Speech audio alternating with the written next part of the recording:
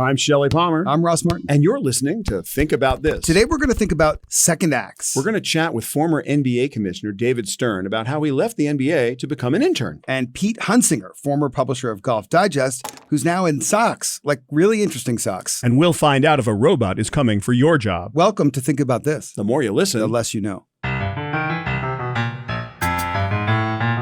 Hey, Ross. Shelly. So today we're going to talk about second acts. Yes, second acts. Except you're really in your first act. I feel like I'm in my prime. I'm like hitting my prime. Smack in the middle of it. You got a huge announcement coming in February and like cool things are happening. I like the way you tease that. Now people are wondering what I'm going to do in February.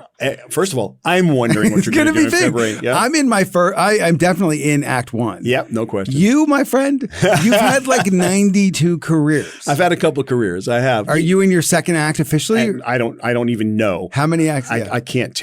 I started as a composer producer. That was a first act. Yes. And I loved it. Mom and dad owned music stores and they were music educators. And I grew up in a very musical household and it was super fun. And it was a pretty logical first act. And then I did a lot with technology. You invented music. something. Yeah, we invented a bunch of stuff. And I had a second act, which was now as technology consultant. But I'll tell you what, if I was still in my first act, I would be freaking out right now. Why? Well, it turns out there are AI models that can do things that people do. Narrow-focused AI, generative adversarial networks that actually create now music, video, words, things that normally you'd think a person could do. And the other day, I was on an open source project called MuseNet, MuseNet. It's part of the OpenAI initiative. Mm-hmm.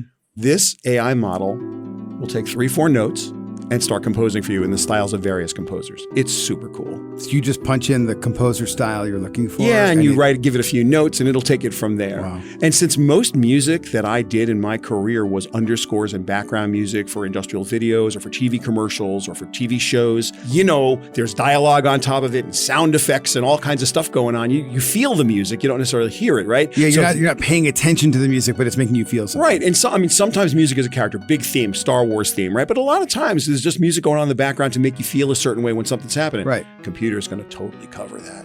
Craziness. So a lot of the work that composers do, like the worky work that gets you paid, that would be going away, or you would use a computer to assist you.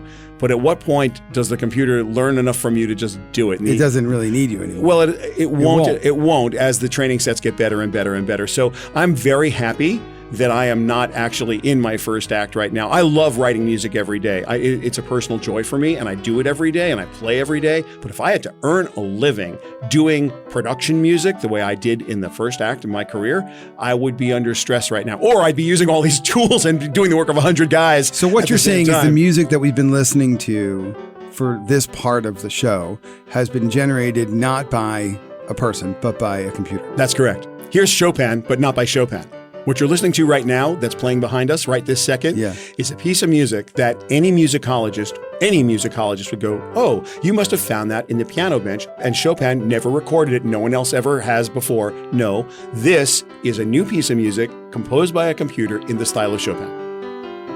Ross, normally on a podcast, when you play a piece of music like we just played, you need rights. You have to go buy the rights from the owner of the copyright. We have the Westwood One lawyers who come in here and say, did you guys get the rights to that? Yeah. Who owns the rights to this piece of Chopin that isn't actually Chopin, that was played by a computer, which is actually a training set, which is part of an AI model and a generative adversarial network that just this second composed this for you completely out of the blue that doesn't exist anywhere else in the world? Whose music is that?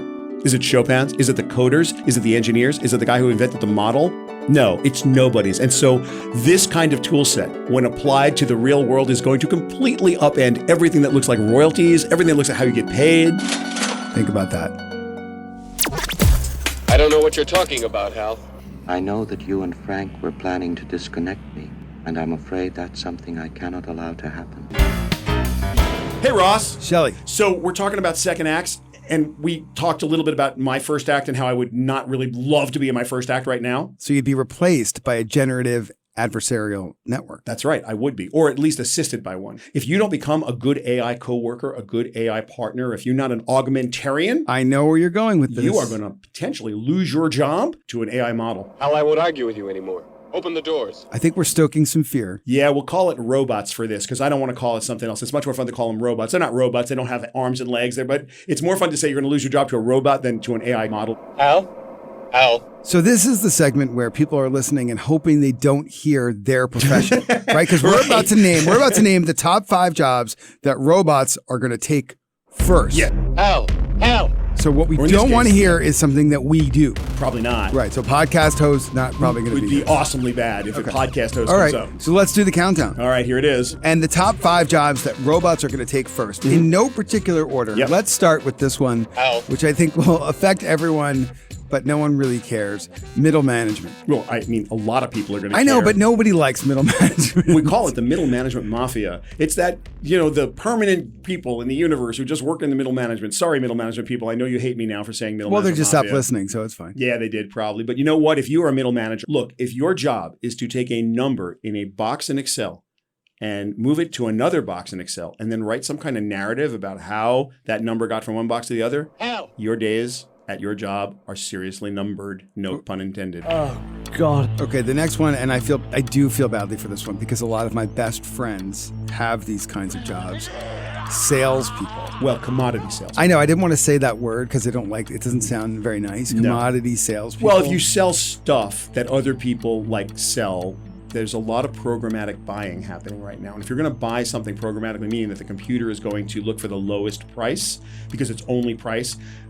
If you're in a world where the competition is relatively perfect, meaning in the economic term, like you're both buying grain from the same farm and it's just a question of who's charging more and who's charging less. Hello. Yeah, computers are going to do the buying. If there's some magic snake oil, like if you're selling super awesome snake oil, like Ross Martin snake oil, then you might still have a gig. But if it's like Ross Martin snake oil from 3 different vendors at the lowest price, computer's going to do the work. to all of our friends in ad sales, I still think you have a little time.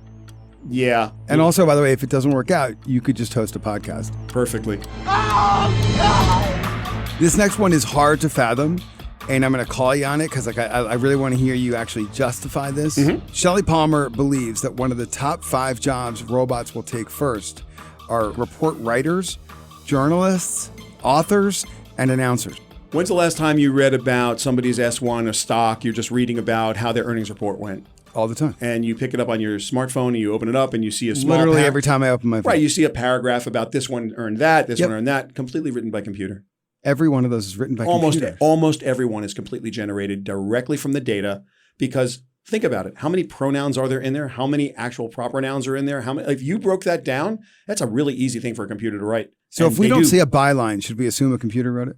There's a high probability that if you don't see a byline, it was written by a computer. If you So see I the think we're news saving service- characters. We might be. But the point is, the same generative adversarial network that will write music can also write words. There's a project at OpenAI right now. There was a lot of controversy around it because they wouldn't release the hardcore version of it, which could write in the style of Chaucer or write in the style of Shakespeare or write in the style of Dr. Dre, basically, because they were afraid it was going to fall into the wrong hands. There are plenty of AI models right now that can write very, very convincing prose. And there's going to come a time in the very near future, Hal. you won't know whether it's written by a human or not. And then ultimately, let's face it, businesses, especially media businesses, are in the business of making money, and margin is where that comes from, and people are expensive. So everything that can be written by computer will be, and it already is, by the way, but it really will be soon. Oh, but wait, you left out announcers. I did. Okay, deep fakes, same generative adversarial networks. When you look at a deep fake and it's got a deep faked voice, Yep. that's basically an announcer. So all you have to do is put in the text and the speech comes out. At a certain point, Ross, you and I no longer have jobs in our podcasting. We'll just feed it to a generative adversarial network and That's fine. and it'll It'll do the save work some for us. time, Yeah. but- Just type your kind of podcast. But we'll still get paid because they'll use our names. Let's hope. Okay, moving along. Shelly, your list of the top 5 jobs that robots are taking first includes one. I don't think people will feel badly about this one. I happen to love my accountant, but you say accountants and bookkeepers Sure. are going to get replaced by robots. Why? Well, mostly what an accountant does is audits. That's what they get paid for. And audits are very algorithmic in nature. It's a very algorithmic job. They're looking and checking and doing things that computers do incredibly well. Add a little intelligence layer to that, which is what narrow focused AI can do. And voila, you have an out of work accountant. I'm not saying that all accountants will be put out of work, but you won't need as many auditors and you certainly won't need as many bookkeepers. And so while the profession of accounting will still require the creative accounting and the human creativity that you loved your accountant for, the physical idea of auditing your books or the bookkeeping, all computer. And last on the list of the top 5 jobs Shelly Palmer believes will be replaced by robots would be doctors. Yeah. And here's the thing I like about this one. I don't like when I go to get my physical and then my doctor says, oh, put on a couple of pounds, huh? No! And I think if a robot were in that job, the robot's got no opinion about my weight. Actually, Roz, I have a feeling that robots would have a serious opinion about your weight. But remember, these aren't robots with arms and legs, and we should not anthropomorphize this robot. The AI training set or the model we're talking about is going to look at your symptoms from the test results, and it is going to be able to diagnose you as well as a board-certified doctor. That's going to do 2 things that are fantastic. You could look at this and say, oh, wow, doctors would be put out of work. Actually, if every human being who wanted to be a doctor in the world went to medical school and became a doctor, there wouldn't be enough doctors. Healthcare is a place where we can really use some advances in technology, and this is one of them. What this technology will do is not so much replace your doctor as augment your doctor's ability to diagnose many more patients and more effectively and more accurately. And I think that's awesome. Yeah, but what about their bedside manner? Well, when we get to the jobs robots will take last, and I'm going to do a little preview for it right this second, one of the jobs a robot's going to take last, kindergarten teacher. And you know why?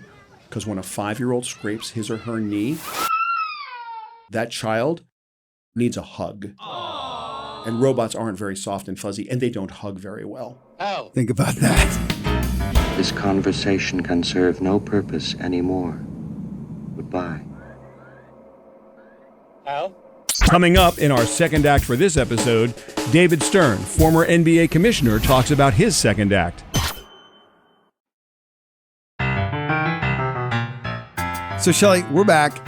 And this is the good news, I think, side of the list, right? The top 5 jobs that robots will take last. Yep.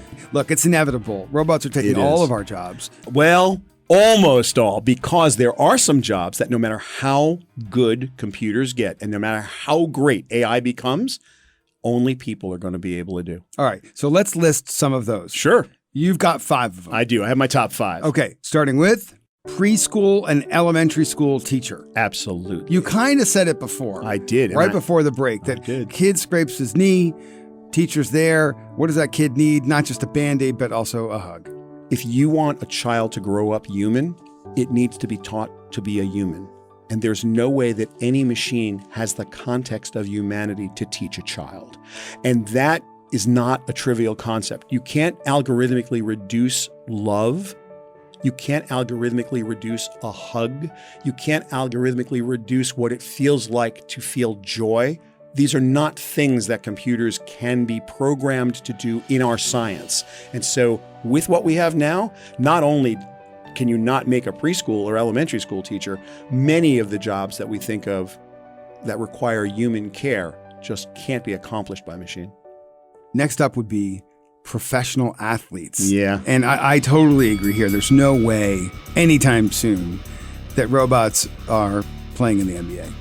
Or that you'd want to see it. I don't want to see that. Right? Like, this is human triumph. That's what the Olympics are about. Like, you want to see people do superhuman feats. It's about failure and redemption. It's about pushing yourself beyond your own limitations. Again, something It's about camaraderie. Right. It's about sweat. It's about getting hurt. Show me the money. It's about getting paid. It's about having sneakers named after you. Oh. It's about all kinds. And like, that's a Ross Martin. Like, that's a hot button. You have some of the greatest sneakers in the world. I didn't even think about that. Well, you should think about that. This is think about this. You should think about that. Imagine if robots got sneaker deals. I can't actually imagine if a robot got a sneaker deal, what would it look like? No, that's actually going to happen. And then like 50 years from now, someone's going to be like, well, these 2 idiots on that podcast. Look, there's virtual influencers, right? So True. You have a virtual influencer. Not real people. They're not real people, and they have products. True. So your robot could have products, but would it be as cool as having a LeBron James? I mean, no, I don't think so. Yeah, I don't know if the FedEx delivery bot being sponsored by Nike is going to make me feel better about Nike. Moving along, this is, I don't know how I feel about this one. No time soon, you're saying, will politicians be replaced by robots? It's the saddest thing on this list. Have you met Mitt Romney? Oh, beautiful for spacious skies. Can I hear your name, man? I have not met him personally, but I've seen him on television, and I do get your point. But actually, to be a politician is to do what politicians do, which is not algorithmic per se, and certainly is a very human thing to do. I don't know if I agree with you on this one, because politicians, it's like they're paid to not sweat, to not mess up, and to say exactly what the most amount of people want to hear. You're fired. So, And I think we can do that algorithm. you probably can. I'll tell you what, though, I can imagine a very near-term future where I would want Waze to be on the committee that is deciding where the traffic lights go in a domestic, in a municipality where they were talking about allocations of your tax dollars. I could see all kinds of seats for robots on those panels and in those committees and helping that legislation. But the actual politicianing part, I think that's going to be I agree with you humans there, for a but while. I think you've just gotten us to a brand new place that I love, which is that the DOT, the Department of Transportation, should be replaced Completely. by Waze. Okay, this is another one. I'm not sure I agree with you on this Go one. ahead. You're saying one of the last jobs to be taken by robots will be judges. Yeah. Like justices. Justices. Because it's not just about the yes or no. These are not single yes or no It's not just decision about trees. did they break the law or not? And how much should I sentence them to? So if you look Based on the capacity of the prison? if you not if you look at the drama of if you look at the way that legal decisions are made, where they research precedent and they take the current case into consideration under the law and then the political climate, and everything is kind of an amalgam of what is, what should be, what was, and what could be. Those are conditions, and those kinds of conditions are not what you train AI to do. You train AI algorithmically, and it makes decisions in a way that humans actually don't. And so, But the issue of standardization and uniformity in sentencing, there has to be a role here. and so there is. I think that the AI in this case should be making recommendations to the human And judge. in fact, there are training sets out there right now, and I won't name To the do products just by name, that. that do just that. Exactly. But I'm talking about the actual act of sitting on a bench, hearing a case, and making a decision. I don't think that's going to a robot or an AI training set or an AI model anytime soon. Judge Judy is like so psyched right now. I bet she is. Shout out Judge Judy. What's Yeah. up? You're so full of baloney.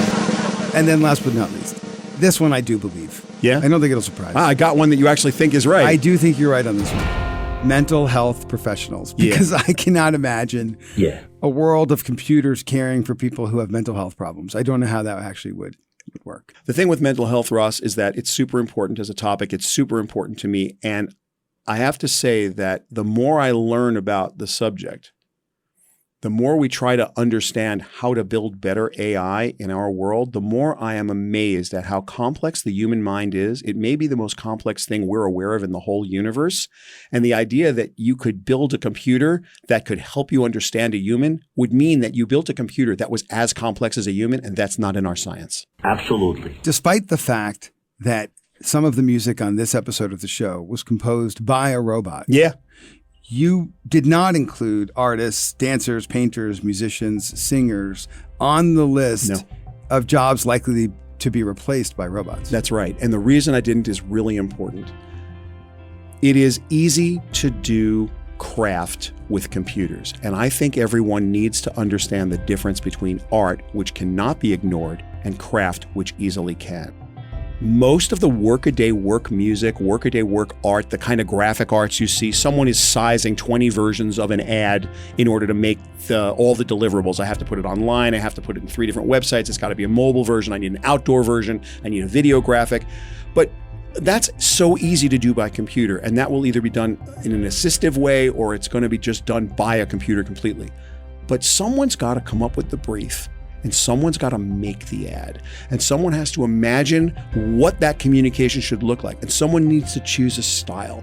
When you go to dance, you're not going to algorithmically think about it. You're going to stylistically think about it. And truly, when I write a piece of music, it is a different process than when I arrange a piece of music in a style. When I start with a conception in my mind, I'm going to make this particular piece of music sound like Coltrane. I'm going to write a piece that will make people think emotionally about Beethoven or think emotionally about a big John Williams score from a movie. That's kind of as algorithmic in its nature because there are rules how you sound like John Williams. There are rules about how you sound like Chopin. But the idea that you're going to sit down with a blank piece of paper in front of you, grab a pencil and actually write something, that inspiration, that's human. And that's the part that I think that computers are going to be last at, where I believe they're going to be very first at the craft. They will be very last at the art. Think about that. Hey, Ross. Shelly. We have David Stern, former commissioner of the NBA. Yeah, personal hero. Of mine, too, and he's in the house. I mean, legend. I mean, he created, like, I grew up watching everything he created. I mean, and he this is the guy that, like, told Patrick Ewing that his shorts were too long. He had to pull them up. Is that true? He did. He's the guy he went toe to toe with the biggest, most talented athletes in the world and turned their game into the biggest and most successful sports league on the planet. David Stern, how are you, young man? I'm great, thank you. One of the first days you and I met, you gave me your business card. It was when you had already left the NBA and you were working with a friend of ours, a mutual friend who has a financial services firm, a venture capital firm, and you handed me your card and it said... It said intern. Yes, it's a David Stern intern. I tried to use that line recently, and our mutual friend said, cut it out. That was 5 years ago. But I still carry it around. It keeps me going to learn new things. Post NBA, I'm busier than I've ever been, and one of the things that I spend a fair amount of time on is venture capital. Yeah. So and I don't know anything, and that's I don't even have to listen to your podcast. I knew less, and it's getting to be less. Listen, when I left Viacom, I was there for 13 years.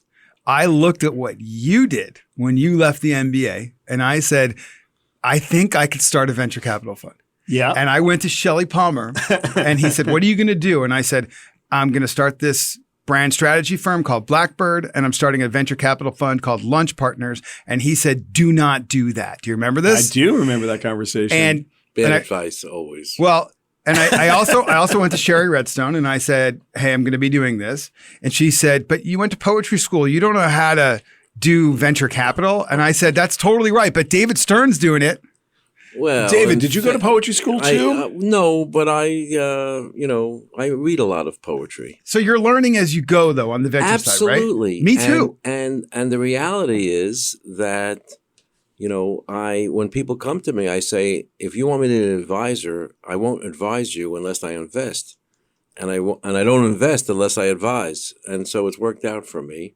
I love that. A lot of these young entrepreneurs, if there's something that goes on, they're specifically wonderful on their project, on their main business. In terms of sales, marketing, and communications, they leave a little something to be desired, and I can be helpful. And that's fun. David Stern, thank you so much. Ross. Shelly, like, what do you do? It's like David Stern is a legend. Yeah. I mean, his first act was basically more than like everybody else's first 10. Yeah, it's like, crazy. What he achieved with the National Basketball Association, it's like, okay, mic drop, you're done. Go chill out on a beach. Not if you're done. David Go Stern, take a though. nap. Not if you're David You're Stern. good. Go sit on a beach somewhere. Yeah. But not if you're David Stern. Not if you're David Stern. And the idea that guy went and became an intern to try to figure out like the future of venture capital. Ross, you play golf? I don't. Mini golf. Yeah, doesn't count. I mean, it's fun, but it really doesn't count. No, I don't play golf yet. Well, I'm not there yet. Were you damaged as a child in some way? No, I'm just intimidated were by you it. improperly brought up? It looks beautiful, but I'm not. Have you never done business on the golf course? No, I don't need to. Well, okay. I don't need to go on the golf course. Then to in do no this. way at all you're going to relate to Pete Hunziker's first act because he was the publisher of Golf Digest. No, now that's a totally different thing because I know Golf Digest very well because I subscribed, even though I've never actually played golf. I did. Was Kanye West a client? What was the story? No, just like people in my office always wanted to. They said, "Can you make sure that's one of the magazines we get?" Okay, well then you're in luck because we have Pete Hunziker in the house, and we're going to talk about his first act, but most importantly, we're going to talk about his second act. Hey, Pete, how are you? I'm really good, thanks. So you got to tell everybody the origin story because you start at Golf Digest and you end up at Kane 11. How does that all work? Well, I'd worked at Condé Nast for 36 years. Wonderful company, great ride. We had a reorganization. I had a chance to get out in front of it. And I had been on a board of a company called Tommy Copper, which was a DTC apparel brand, knee braces. My now partner, Tom Kalish, is a genius when it comes to technical fabrics. He found a way to infuse copper into fabric. And it was a pain relief thing, with Right. a shoulder shirt and all that stuff. And so he had always been talking about business ideas. And so this moment at Condé Nast came up all of a sudden. And I'm, very insecure, narcissistic guy. I got to have something going on. I didn't want to be one of the guys that was out there. And so that day we put together a deal where we were going to start a business. And we had one thing that we started that we're still working on a little bit. But one day Tom came in and said, think about this. Why do socks always come in these size ranges? 9 through 12, one size fits all. Yeah, I can never figure it out, by the way. It's crazy, I right? think I consistently buy the wrong one. It doesn't fit. It's ridiculous. And so I said, that's a good thought. And I emailed 30 friends, guy friends, with that exact proposition. If socks came in your size, 17 of them were back to me, right? Like, that's it. I'd be all over it. And when I tell the story of the origin, I like to say, and that was the extent of our consumer research. But it wasn't. I was always fascinated by the DTC world. Right. And so we set out. Direct to consumer for those of you who Yeah. are not paying attention in class. Yeah. So we developed a system of sizing socks in every whole shoe size. And for men, where we started, we had sizes 7 through 17. 11 different sizes. And now for women, we have sizes 6 through 12. So you can get your exact size on a direct-to-consumer market. Pete, you're an incredible CMO, and you're also a fantastic salesman. In fact, I think you could probably sell me on anything. So I'm going to go out and buy the socks now because you've already convinced me. Here's my question for you. Why socks? You could be doing anything. We loved the white space we found. I wanted to work on a brand. I wanted to have the kind of company where I could work out in the morning. I got the 5:30 a.m. train out of New Canaan for 25 years. Wow. I'd get home like twice a week to give the kids a bath and have dinner. I wanted a little bit of a life back, which you can do when you can work remotely, when you can be a digital nomad, when you're a partner in the company, you can do it anywhere. And it's just fun. And from my 9 years at GQ, I just had a real Jones for men's fashion and fashion in general. Well, what's striking about you in person is how much you seem to love what you're doing. So what advice do you have for entrepreneurs out there who've already had an incredible career, 30, 40 years, and then decide, you know what, I'm going to start my own new business? What would you say to those people? Be prepared to work hard. Find something that you love. And it's a little bit like golf. You got to love it after you put the time into it. There is no easy street. But what's amazing in your guys' world is the ease of entry into so many businesses now with a good idea. It's remarkable. Between Shopify and like we have a 3PL, a fulfillment company, where we never touch the product. And just manufacturing of all kinds of things is so used to working with startup companies now that it's amazing what you can accomplish. All right. So let's make some news for all the people in the world who want to know what's next. Think about this socks branded to the podcast with the name on them, everything. And we're going to supplement the picture of Ross and Shelly on it. I mean, they're going to storm out of the website. People were taking bets on how long our podcast would go without getting canceled. Nobody predicted we'd have our own socks. But we will. Branded socks. It's the way of the future. What a day. Go to Kane11.com. Kane11.com. For branded socks. For branded socks. Think about this. Yeah, I love it. All right, Pete Hunziker, that was awesome. I am now wearing awesome size 9 Kane 11 socks. Yeah, I'm wearing size 11. They're great. They're very comfortable. Oh, you're not going to make any comment about the fact that I'm wearing a size 11 and you're wearing a size 9? Okay, we'll just skip over that part. We're going to skip that part. Uh-huh. Think about that. Shelly, the end of another, I think, superb episode. Spectacular. And as people are listening to us, it is very likely that they are moving forward. Yes. Not like walking or on a train somewhere, but they might be driving. People do drive. And they might be listening to us while they drive. Distracted driving. Yes. Because you're very distracting, Ross. Yes, and in Australia, that might be an issue. It's really an issue in Australia. Why is it an issue? Because they have these cameras, like everybody does, that looks at the cars, right? Yep. But now what they've done is they've trained an AI model to determine whether or not you're holding a smartphone while you're driving. Right. And if you are, the thing basically sends you a fine in the mail. It's quite a big fine, actually. It is kind of crazy when you think about it. And look, everyone knows that Australia is entirely peopled with criminals. And what? What? No, well, you know that. That's from my Princess Bride. Everybody knows that Australia is entirely peopled with criminals. And of course, criminals are used to having people watch them. No, I'm sorry. I'm not going to do my Wallace Shawn thing. But ultimately. Inconceivable. I do not think that word means what you think it means. I do not think that. So anyway, I think the Australian thing is crazy because that is Big Brother in the extreme. Like that's the wildest Big Brother. In China, it's happening. But in Australia, you think about kangaroos and like marsupials. You do not think about cameras coming into your car and giving you like fines. The thing goes from my baby! Shelly, can I interrupt you for a second? Sure. Everybody knows that when we end our shows, they don't make sense. Like the end of the last segment never really actually makes sense. And this segment is making sense and it's annoying. So can we just go back to the Princess Bride jokes? You've beaten my giant, which means you're exceptionally strong. So you could have put the poison in your own goblet, trusting your strength would save you. So I can clearly not choose the wine in front of you. My name is Indigo Montoya. You killed my father. Prepare to die.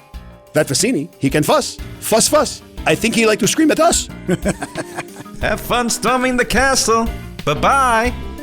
Thank you for downloading and subscribing to Think About This with Shelly Palmer and Ross Martin. If you think you know less than you did before, just wait until our next episode on the Westwood One Podcast Network.